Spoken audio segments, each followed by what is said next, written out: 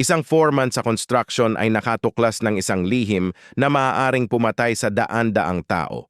Ang kumpanya niya ay gumagamit ng concrete na may sobrang buhangin at tubig para makatipid. Ang 12-story building na ginagawa nila ay babagsak sa loob ng 3 taon. Pwede niya sanang manahimik. Pwede niya sanang hindi pinansin, pero hindi niya ginawa. Pinigil niya ang construction, kinuha niya ang mga larawan. Nag-test siya ng cement bilang ebidensya.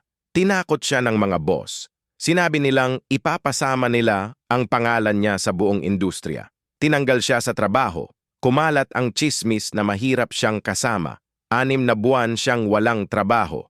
Nahirapan ang pamilya niya. Pero hindi siya sumuko. Nang suriin ng independent engineers ang building, napatunayan nila ang takot niya. Babagsak nga ito sa 3 taon. Nakasuhan ang kumpanya. Giniba at muling itinayo ang building gamit ang tamang materyales. At siya, naging safety compliance director ng malaking kumpanya na pinahahalagahan ang kanyang integridad. Isang desisyon ang nagbago sa lahat. Hindi dahil gumantimpala sa kanya ang mundo, kundi dahil gumantimpala siya sa sarili niya ng katapatan.